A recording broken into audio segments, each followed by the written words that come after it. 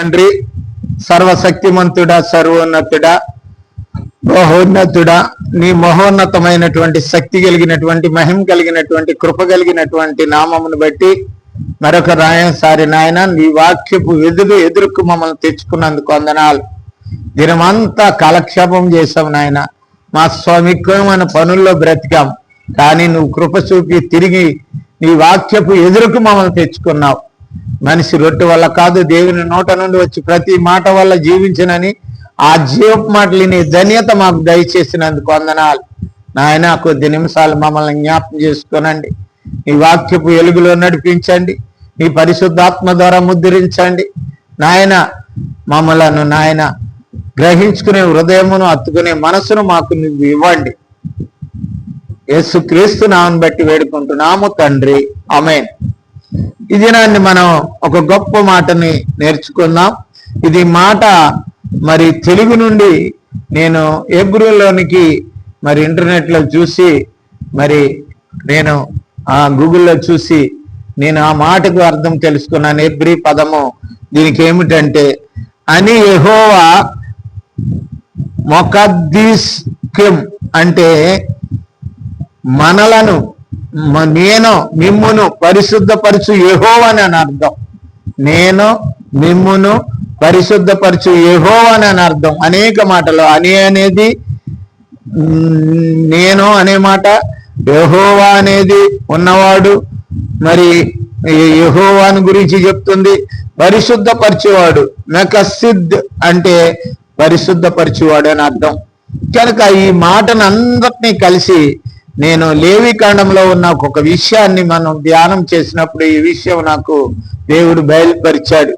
లేవి కాండం 20వ అధ్యాయంలో ఉన్నటువంటి మాటను బట్టి నేను పరిశుద్ధపరచబడాలి మానవుడు అంటే ఈ లోకంలో నీత, ఈ లోకంలో ఒక రాజ్యాంగమా, ఈ లోకంలో ఉన్నటువంటి నీతి కథల, ఈ లోకంలో ఉన్నటువంటి మరి ఇతర మరి గ్రంథాలు పోతున్న ప్రబోధాల, ఎందుకు మానవుడు పరిశుద్ధంగా ఉండలేకపోతున్నాడు?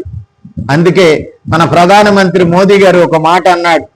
స్వచ్ఛ భారత్ అనే ఒకటి మాటని, ఒక ప్రబోధాన్ని లేవనెత్తాడు.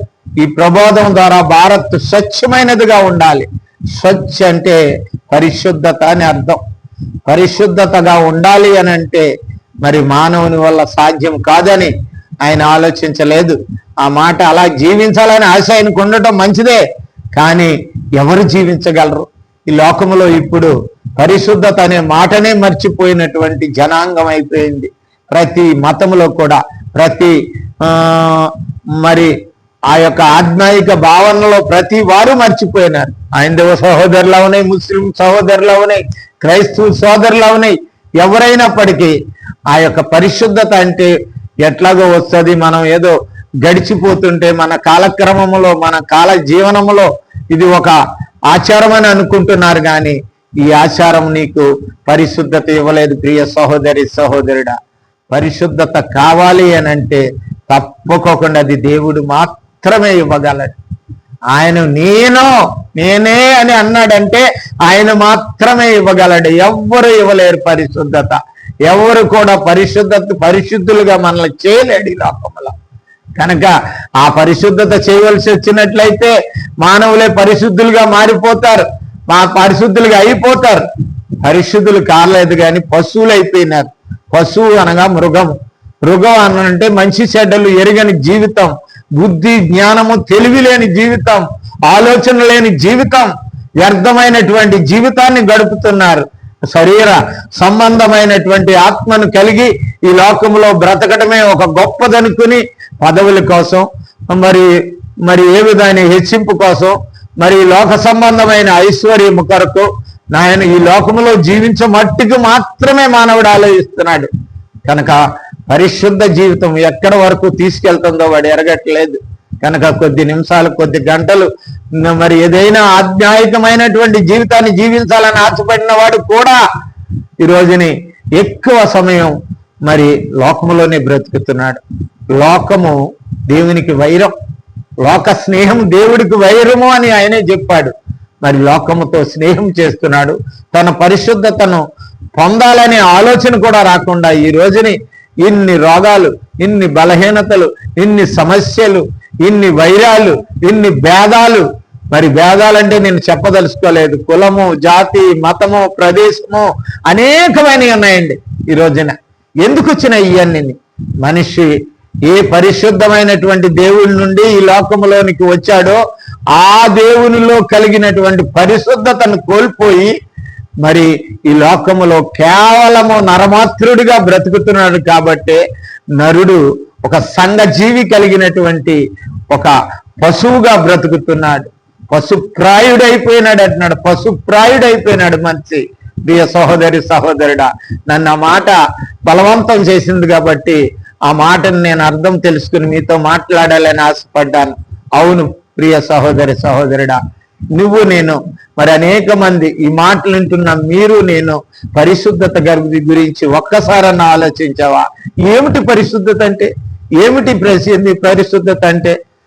ప్రభు అయినటువంటి యేసుక్రీస్తును పరిశుద్ధులుగా చేయటానికే ఈ లోకానికి ఆయన ప్రియకుమారుడైన యేసుక్రీస్తును పంపి ఆయన ప్రాణాన్ని పెట్టి ఆయన కార్చిన పరిశుద్ధ రక్తము ద్వారా నిన్ను నన్ను పరిశుద్ధుడిగా తీర్చటానికి ఆయన చేసిన ప్రయాసను మర్చిపోయిన క్రైస్తవ్యం ఇది. ఏదో లోకముతో పాటు జీవించటమే, లోకములో అందరిలాగా బ్రతకటమే ఇదే పరిశుద్ధత. ఏదో సమయం దొరికినప్పుడు దేవుని సన్నిధికి వెళ్ళటమో, సమయం దొరికినప్పుడు దేవుని సన్నిధిలో ప్రార్థించటమో, మరి సమయం ఉంటే నేను చదవటమో, లేకపోతే దేవుని సన్నిధికి మందిరానికో సమాజానికో సహవాసానికో వెళ్ళటమో అనుకుంటున్నాడు మానవుడు. కాదండి, నీ జీవితం అంతా ప్రత్యేకత, నీ ప్రవర్తన అంతా ప్రత్యేకత కావాలి. అటువంటి ప్రవర్తన లేనప్పుడు పరిశుద్ధత అనే మాటకు ఒక విలువ లేదు. అది లోకములో మిళితమైనటువంటి నీతి, లోకములో మిళితమైనటువంటి పరిశుద్ధత అది. ప్రియ సహోదరుడి, నీ సహోదరుడా, నువ్వు ఏ విధంగా ఉన్నా ఒక్కసారి నీకు నువ్వుగా ఆలోచించు. నేను చెబుతున్నది ప్రభు అయిన యేసుక్రీస్తునందు రక్షణ పొంది ఆయన నామంలో బాప్తీసం పొంది సరైనటువంటి మారు మనసు పొంది క్రీస్తు అనుసరులుగా, క్రీస్తుని అనుసరించే క్రైస్తవులుగా జీవిస్తున్న సమాజానికి చెబుతున్నటువంటి మాట ఇది. అందుకే అపోస్తుడైన పౌలు ఏ పత్రిక రాసినా సరే ముందు పరిశుద్ధులైన వారికి అంటాడు. అనేక మంది పరిశుద్ధులుగా చేయబడటానికే మనం పిలువబడ్డాం. మనం ఎందుకు పిలువబడ్డాం? పరిశుద్ధులుగా చేయటానికి. మనము క్రీస్తులోకి వచ్చి కూడా పరిశుద్ధులుగా చేయబడలేదు. ఇంకా నా జీవితము, నా నడవడిక, నా ప్రవర్తన, నా ఆలోచన, నా తలంపు, నావేవి కూడా ప్రత్యేకమైనవి లేవు. లోకంతో మిళితమై ఉన్నాయి. లోకం ఏదో ఆలోచనతో నేను అదే ఆలోచిస్తున్నాను, లోకం ఏది చేస్తే నేను అదే చేస్తున్నాను, లోకం లాగానే నేను జీవిస్తున్నానంటే నీలో ప్రత్యేకత ఏది? నీ మీద దేవుడు ఎందుకు తన దృష్టి ఉంచట్లేదు? ఎందుకు ఆయన కృప నీ మీద చూపట్లేదు? ఎందుకు నీవు శ్రమల్లో, బాధల్లో, వేదనతో, దుఃఖముతో జీవిస్తున్నావు? కారణం ఒకటే, ఆ ప్రభువుకున్నటువంటి ప్రత్యేకత, ఆ యొక్క యెహోవాకున్నటువంటి ఆ యొక్క గొప్పతనం. ఆది నుంచి కూడా ఆయన, ఇప్పుడు తర్వాత మనం నేర్చుకుందాం ఈ మాట గురించి, పరిశుద్ధులనే మాట గురించి. నేను పరిశుద్ధపరచు యెహోవాను నేనే అన్న మాట గురించి మాత్రమే చెప్తున్నాను. కనుక ప్రియ సహోదరి సహోదరుడా, విను. నువ్వు లోకంలో ఏ నీతి కార్యాలు చేసినా, ఏ సత్క్రియాలు చేసినా, ఏ పుణ్యక్రియాలు చేసినా, ఏ దాన ధర్మాలు చేసినా పరిశుద్ధత మాత్రం నీకు రాదు. పరిశుద్ధత వస్తేనే పరలోకంలో స్థానం. ఆ పుణ్యలోకానికి రావాలంటే ఇద్దరు ప్రేమికులు ప్రేమించుకునేవారు, తల్లిదండ్రులకు వ్యతిరేకంగా ప్రేమించుకుని వాళ్ళ ఇష్టానుసారంగా జీవించి వాళ్ళు చనిపోతే అమర హై అంటున్నాడు. వాళ్ళు ఎంత దుర్మార్గమైనటువంటి ఆలోచన కలిగి ఉన్నారో చూడండి. ఒకడు చంపేస్తే, ఒకడు జీవిస్తే అమరవీరుడు అంటున్నారే. ఒకడిని నశింపజేయటానికి అమరవీరులా? అమరవీరుడు ప్రభు అయినటువంటి యేసుక్రీస్తు ఒక్కడే. ఆయన ఒక్కడే వీరుడు. ఈ లోకములో ఎవరు అమరవీరులు లేరండి. ఇదంతా వ్యర్థమైనటువంటి మాటలు. కనుక అందుకే పరిశుద్ధత గురించి నేను చెప్పాలనుకుని నేను ఇష్టపడ్డాను. పరిశుద్ధులు ఎవ్వరు పరిశుద్ధులు లేరు ఈ లోకంలో. ఒక్క ప్రభు అయినటువంటి యేసుక్రీస్తు పరిశుద్ధ మాత్రమే పరిశుద్ధుడు. అందుకే ఆయన గురించి మాత్రమే, ఆయన అనుసరించి, ఆయన మార్గాలను, ఆయన ఆజ్ఞలను, ఆయన వాక్యాన్ని అనుసరించి జీవించిన వాడు మాత్రమే పరిశుద్ధుడు కాగలడు. అదే మాటను అక్కడ లేవి కాండములో 20:7-8 అంటాడు. కావున మిమ్మును మీరు పరిశుద్ధపరుచుకొని పరిశుద్ధులై ఉండండి. పరిశుద్ధపరుచుకోవాలి. నీ జీవితాన్ని ప్రత్యేకపరచుకో, నీ అలవాట్లు మార్చుకో. పూర్వపు నీకు అజ్ఞాన దశలో ఉన్నటువంటి అలవాట్లు, నీకు దేవుని ఎరగనక ముందు, దేవుని తెలియక ముందు, దేవుడు లేడు అనుకునే మూర్ఖమైన జీవితంలో నుండి నీవు దేవుడిని ఎరిగానని చెప్పుకుంటున్నావే, ఈ జీవితానికి వచ్చిన నీవు, ఈ జీవితంలోనికి వచ్చిన నీవు ఇప్పుడైనా సరే ఒక్కసారి ఆలోచించు, నేను పరిశుద్ధపరచుకోవాలి. ఎవరు పరిశుద్ధపరుస్తారు నన్ను? నా క్రియల, నా తలంపుల, నా చేసే పుణ్యకార్యాల, నాకు ఎక్కడి నుంచైనా వస్తుందా, అంటుకుంటుందా? అంటుకోలేదు.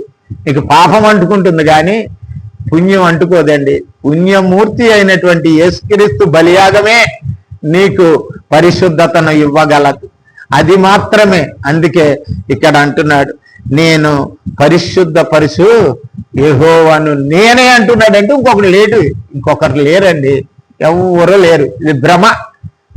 అడవిలోకి వెళ్ళిపోయో 10 ఎకరాలు 100 ఎకరాలు ఆక్రమించి అక్కడ గుడి కట్టుకుని ఏదో నువ్వు ఈ లోక జీవితాన్ని త్యజించాను, ఈ శరీరాన్ని త్యజించాను, సన్యాసం పుచ్చుకునే వాళ్ళు ఎంతో మంది ఉన్నారు. వాళ్ళు ఈరోజు జైల్లో మగ్గుతున్నారు. కారణం ఏమిటి? వాళ్ళకి పరిశుద్ధపరచబడలేదు.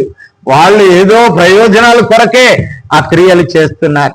అనేక మంది ముల్లాలనుకునే వాళ్ళు, అనేక మంది మరి ఈ రోజున మరి మురిషద్దని గంటాలు పెంచుకున్న వాళ్ళు కూడా మోసాలకే పాల్పడుతున్నారు. నేను ఎవరిని విమర్శించాలని కాదు, ప్రతి వాళ్ళకి దేవుని యొక్క సత్యాన్ని చెప్పాలని మాత్రమే ఈ మాటను చెప్తున్నాను. దయచేసి నా మాటలు ఎవరినైనా మొప్పించినట్లయితే దయతో నన్ను క్షమించండి.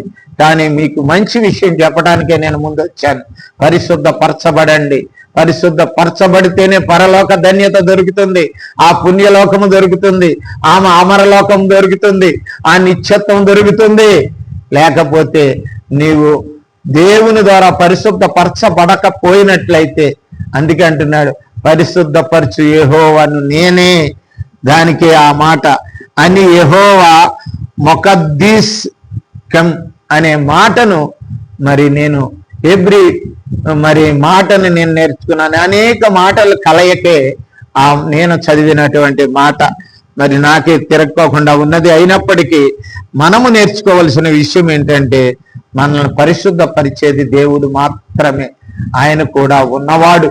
యెహోవా అంటే ఉన్నవాడు. ఆయన ఎక్కడున్నాడయ్యా? ఎప్పుడూ ఉంటాడు, ఎక్కడ పడితే అక్కడ ఉంటాడు. ఆయన లేకుండా సృష్టి లేదు, సృష్టికర్త ఆయనే. ఆయన ఉన్నవాడుగా నీ జీవితంలో ఉన్నప్పుడు నువ్వు పరిశుద్ధపరచుకుని జీవించగలవు. ఆయన నిన్ను పరిశుద్ధపరచగలడు. అందుకే ఆయన మానవుడు చెడిపోయినప్పుడు ఆయనలో పరిశుద్ధుడిగా ఉండటానికి యథార్థవంతుడిగా పుట్టిన మానవుడు వివిధ తంత్రాలు నేర్చుకుని చెడిపోయినప్పుడు తన ప్రియకుమారుడైన యేసుక్రీస్తుని ఈ లోకానికి పంపించాడు. ఆయన్ని కలవరి శిలువ మీద బలి చేసి ఆయన చిందించిన పరిశుద్ధ నిర్దోష నిష్కలంక రక్తాన్ని నీ కొరకు కార్చి ఆయన పరిశుద్ధతను నీకు ఆపాదించాడు.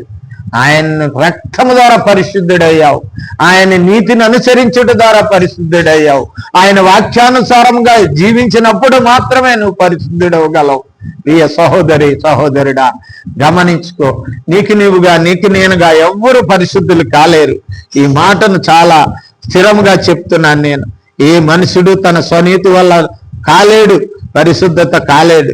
ఒక్క ప్రభు అయిన యేసుక్రీస్తు వల్ల మాత్రమే తండ్రి చెప్పినటువంటి మాట ప్రకారం ఆయన ఈ లోకానికి వచ్చి తన పరిశుద్ధ రక్తాన్ని చిందించి మనల్ని పరిశుద్ధపరిచి మనల్ని ఆ నరక యోగ్యులు కాకుండా నిత్యత్వ వారసత్వం పొందటానికి మనల్ని పరిశుద్ధపరిచిన వాడు ఆయనే.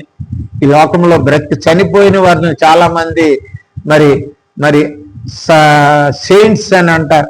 సన్యాసులు అన్నా సెయింట్స్ అన్న ఒకటే మాట. సన్యాసులు అంటే లోకాన్ని త్యజించిన వారు, శరీరమైన స్థితుల్ని త్యజించిన వారు అని అర్థం. వాళ్ళు త్యజించరు, ఇంకా వాళ్ళ తిండికి అన్నిటికీ చేయిస్తారు. వాళ్ళు కూడా సెయింట్స్ కాలేరు. చనిపోయిన వారిని చాలా మందిని సెయింట్స్ అంటున్నారు ఈ రోజున. వాడు ఎటువంటి జీవితం జీవించినా సెయింట్ అని పెట్టేసుకుంటున్నారు. అది చాలా తప్పైనటువంటి మాట. పరిశుద్ధుడు ప్రభు అయిన యేసుక్రీస్తు ఒక్కడే పరిశుద్ధుడు, ఒక్కడే అమరవీరుడు, అమర జీవి ఆయనే. ఆయన్ని అనుసరించి నడిచిన వాడే పరిశుద్ధుడు కాగలడు. కనుక ఈ దినాన్ని నేను చెప్పదలుచుకున్నది ఏంటంటే, ఆయన దగ్గరకు వచ్చిన వాడు మాత్రమే, ఆయన ద్వారా మాత్రమే మనం పరిశుద్ధులు కాగలం. కనుక మనం ఎలా జీవించాలో ఆయన ఆజ్ఞలు, ఆయన వాక్యాన్ని అనుసరించి తెలుసుకోవాలి. కొన్ని మాటలు మనం ఈ సమయంలో నేర్చుకుందాం. చూడండి, యెహెజ్కేలు గ్రంథం 37:28.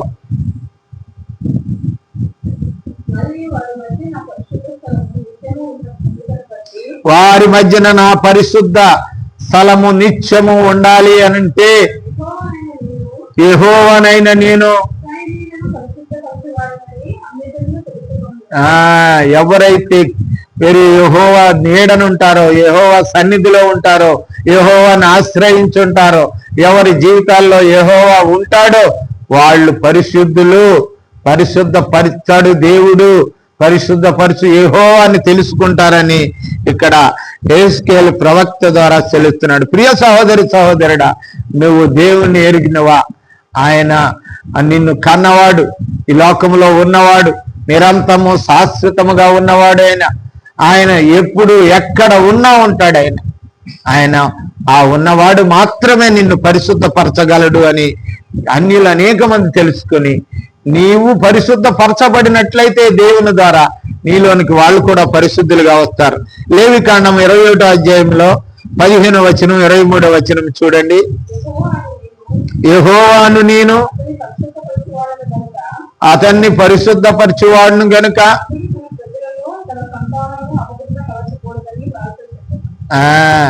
కనుక దేవుని ప్రజలైన వాళ్ళు తన సంతానాన్ని కూడా అపవిత్రపరచకూడదు. కనుక పరిశుద్ధముగా ఉంచాలి. ఆయన పరిశుద్ధపరిచి యెహోవా గనుక 23 చదవమా. మెట్టుకు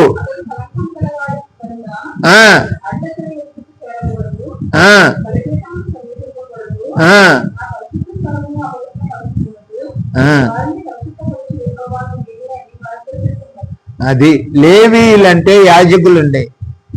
లేవి కాండం అంతా పరిశుద్ధత ఎలాగొస్తుంది, ఏ విధంగా జీవిస్తే పరిశుద్ధత వస్తుంది, యాజకులు లేవీలు అనేవాళ్ళు ఏ విధంగా మరి యాజకత్వం చేస్తే పరిశుద్ధత వస్తుంది, వారిని అనుసరించినటువంటి ప్రజలు ఇశ్రాయేలీలు కూడా ఏ విధంగా జీవిస్తే పరిశుద్ధత వస్తుంది. లేవి కాండంలో ప్రతీది కూడా పరిశుద్ధత గురించే చెప్పబడ్డది. లేవీలు అనంటే వాళ్ళు మరి యాజకత్వం వహించేవాళ్ళు, దేవునికి సేవ చేసేవాళ్ళు. దేవుని సేవ అనేది ఈ రోజున, ఈ కొత్త నిబంధన కాలంలో ఈనాడు సేవ అనేది ఎటువంటిది అయిపోయిందంటే ప్రతి వాళ్ళు సేవ చేయాలి. ఒక క్రైస్తవుడు చేయాలి, ఒక బోధకుడు చేయాలి, ఒక మరి సువార్థికుడు చేయాలి. ప్రతి వాడు సేవకు ఎఫెసీ పత్రికలు అన్నాడు కదా, సువార్థికులు గాను, మరి పరిచారకులు గాను, మరి బోధకులు గాను, అందరినీ బిషప్పులు గాను అందరినీ నియమించాను అన్నట్టున్నాడు. సేవ అందరికీ పంచి ఇచ్చాడు దేవుడు. తన కుమారుడైన క్రీస్తు ద్వారా తండ్రికి ఉన్నటువంటి స్థితి ఏమిటంటే, కుమారుడైన క్రీస్తు ద్వారా సేవను అందరికీ పంచాడు. ఒక శరీరములో ఒక శరీరం బలపడాలి అని అంటే శరీరంకు అవయవాలు ఎలాగున్నాయో క్రీస్తు సంఘానికి సేవ చేయటానికి ప్రతి వ్యక్తి సేవకుడే. ప్రతి వ్యక్తి పరిశుద్ధపరచబడాలి. నీ చెయ్యి పరిశుద్ధపరచబడకపోతే నీ శరీరానికి ఉపయోగపడదు. నీ కన్ను పరిశుద్ధపరచబడకపోతే నీ కన్ను తీసి పారేయమన్నాడు లేవికాండంలో. అనేక చోట్ల చెప్పాడు, నీ కన్ను తీసి పారాయి.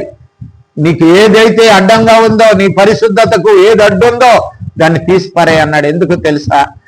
నీవు కూడా ఈ యొక్క క్రీస్తు సమాజంలో ఉన్నట్లయితే, క్రీస్తు సంఘములో ఉన్నట్లయితే, క్రీస్తు సంఘ స్థితిలో నువ్వు వస్తున్నట్లయితే మరి తప్పకుండా ఆలోచించు. ఒక్కసారి ఆలోచించు. నీవు ఒక్కసారి ఆలోచించు. నువ్వు ఎంత మాత్రమును నీవు పరిశుద్ధపరచబడకపోయినట్లయితే నీవు దానికి స్థానాన్ని కోల్పోతావు అంటున్నాడు 23లో. చూడండి, లేవికాండం 22:33 చూడమ్మా. నేను మిమ్మును పరిశుద్ధపరచు యెహోవాను, నేను మీకు దేవుడనై ఉండినట్లు. ఎవరన్నా అడిగితే చెప్పు, ఎందుకయ్యా ఈ పరిశుద్ధత, ఈ పాటలు ఎందుకయ్యా, ఈ శ్రమలు ఎందుకయ్యా, విచ్చలవిడిగా జీవించాయా, విరికి మార్గంలో ఎందుకయ్యా, విశాలంలోకి వచ్చాయని అడిగాడనుక ఎవడన్నాను. అయ్యా, ఎంతవరకు కాపాడింది ఆయనే. ఈ భయంకరమైన పరిస్థితుల నుంచి మమ్మల్ని కాపాడి సంరక్షించి పోషించి మమ్మల్ని స్వస్థపరిచి మాకు రక్షణ ఇచ్చింది ఆయనే. మా పితరులను ఐగుప్తు నుండి రప్పించి బానిసత్వం నుండి విడిపించి స్వతంత్రులుగా చేసింది ఆయనేనయ్యా అని చెప్పండి అంటున్నాడు. పరిశుద్ధత అనేది అది పరిశుద్ధత ఒక ప్రత్యేకమైన జీవితం అండి. పరిశుద్ధత అంటే దేవునిలో ఉన్న బిడ్డలు ఒక ప్రత్యేకమైన జీవితాన్ని జీవించటమే పరిశుద్ధత. కనుక నిర్గమకాండంలో అంటాడు చూడు 31లో,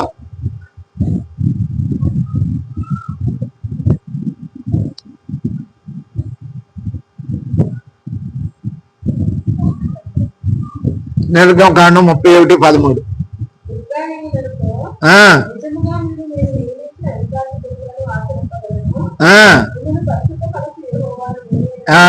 నా దినాల్ని నా ఆజ్ఞల్ని నేను చెప్పినటువంటి కట్టడలు ఆలయించినట్లయితే మిమ్మలను నేను పరిశుద్ధపరుస్తాను. లోకంలో ఉండేటట్టు మిమ్మల్ని ఉంచను, లోకంలో జీవించేటట్టు మీరు జీవించకూడదు.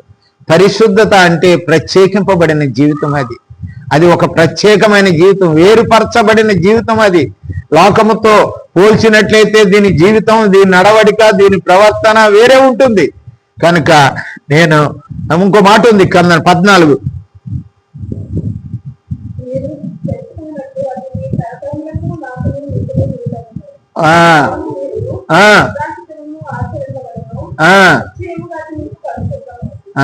కనుక ఆనాడు విశ్రాంతి దినం ఇశ్రాయేలుకి ఇచ్చాడు.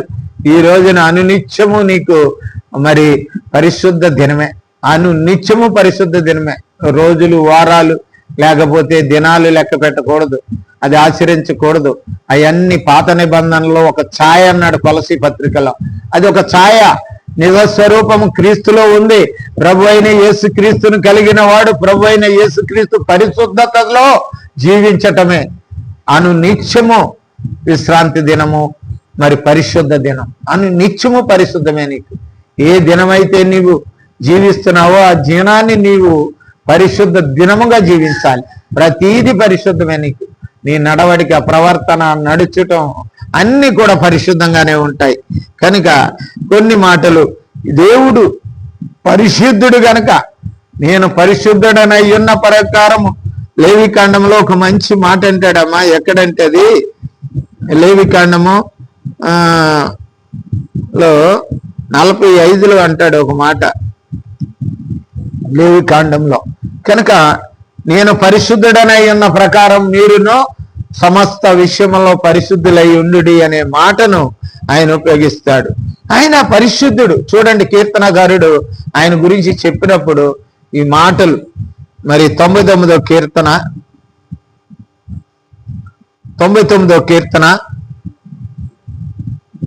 3వ వచనం, భయంకరమైన నీ గొప్ప నామమును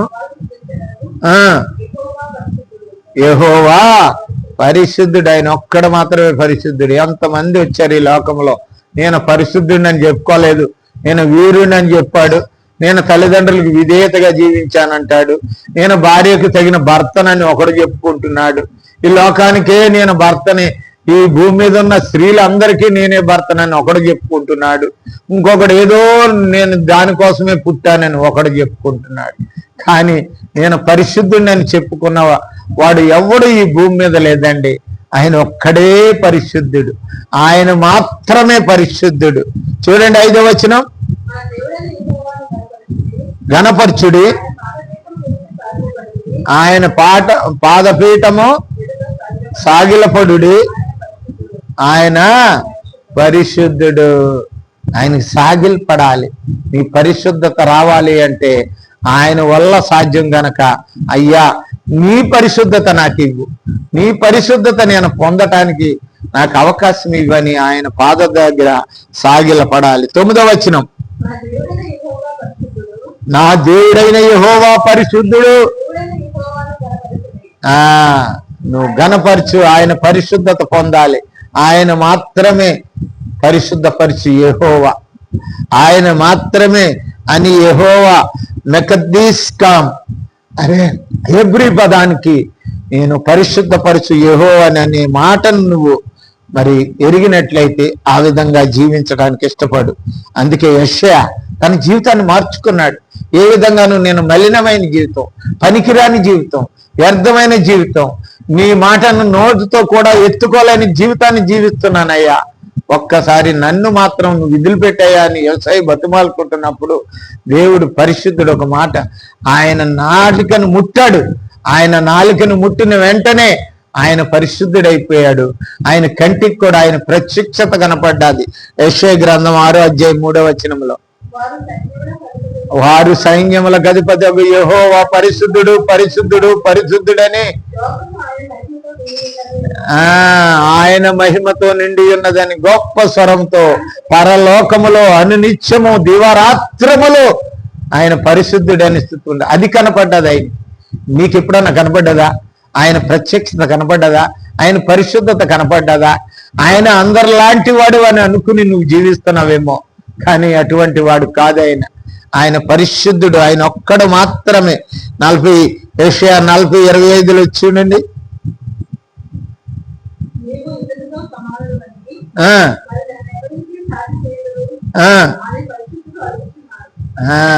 నన్ను ఎవరితో పోలుస్తున్నారు మీరు? లోకంలో మీరు ఏదైనా పరిశుద్ధపరచడానికి ఇంకే మార్గాలైనా ఎవరైనా ఉన్నారని మీరు ఆలోచిస్తున్నారా? పోల్చుకోండి.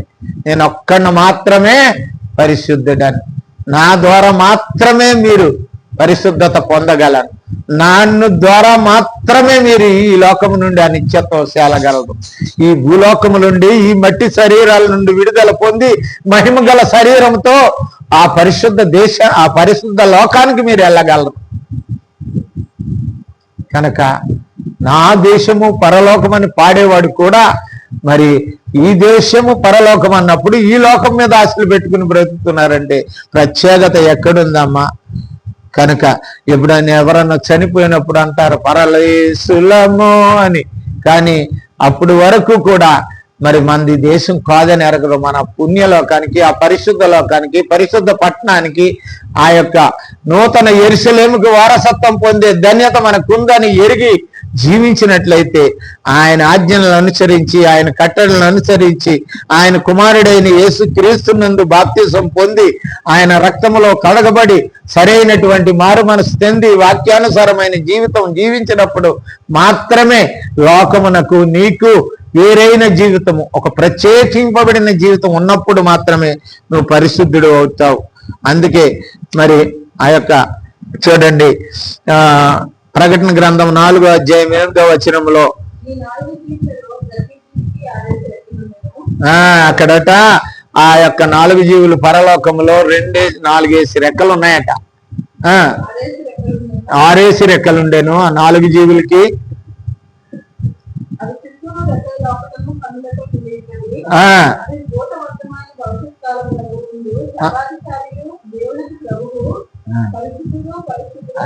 అవి కూడా పొగుడుతున్నాయండి. అవి రెక్కలకు, ప్రతి రెక్కకి ఈకి కూడా ఎంటికలు, ఆ యొక్క ఎంటికలు కాదు కళ్ళే ఉన్నాయి వాటికి. అటువంటి కళ్ళు చూస్తున్నాయి. అవి అన్ని చూసిన తర్వాత ఆయన ఒక్కడు మాత్రమే పరిశుద్ధుడని చెప్పగలుగుతున్నాయి 4 జీవులు. అవి ఆయన పరిశుద్ధుడు పరిశుద్ధుడు పరిశుద్ధుడు చెప్పుచున్నాయి. ప్రియ సహోదరి సహోదరుడా, నువ్వు ఆయన పరిశుద్ధుడు, ఆయన కలిగిన నేను పరిశుద్ధుడు, ఆయన పరిశుద్ధపరచు యెహోవా నన్ను పరిశుద్ధపరిచాడు, ఆ పరిశుద్ధ జీవితంలో జీవిస్తున్నాను నేను అని నిన్ను చూసి బయటోడైనా చెప్పుకుంటున్నాడా? కనీసం నీకైనా అటువంటి ఆలోచన ఉందా? నీకైనా అటువంటి స్థితి ఉన్నదా? నీ పరిశుద్ధ జీవితం వ్యర్థం, నీ పరిశుద్ధ బ్రతుకు వ్యర్థం. నువ్వు అనుకుంటున్నావు కదా కాలక్షేప క్రైస్తవ్యం కాదు, లోక సంబంధమైన మరి దానాలు క్రియలు కాదు నీతి. దేవుడు స్వస్థపరచు యెహోవా ఆయన నేను అని అక్కడ అన్నాడు. ఇక్కడ ఏమన్నాడంటే పరిశుద్ధపరచు యెహోవాను నేనే. పరిశుద్ధత దేవుని పరమై ఉన్నది గనక ఆ విధంగా పరిశుద్ధంగా నీ జీవించినట్లయితే నీ బ్రతుకును నా బ్రతుకును పరిశుద్ధపరచటానికైనా మరి సిద్ధంగా ఉన్నాడు. కనుక ఇప్పుడే ఒక్కసారి ఆలోచించుకో, నీ జీవితాన్ని పరిశుద్ధపరచుకో, నీ బ్రతుకును పరిశుద్ధపరచుకో. నీవు ఇప్పుడే మరి ఆ మాటను నమ్ము. ఆ మాట ఉంటున్నది కనుక ఆయన ఒక్కడే మాత్రమే పరిశుద్ధపరచువాడు. అట్టి ధన్యతలో మన అందరినీ జ్ఞాపకం చేసుకున్నాం గాక. ఆమేన్.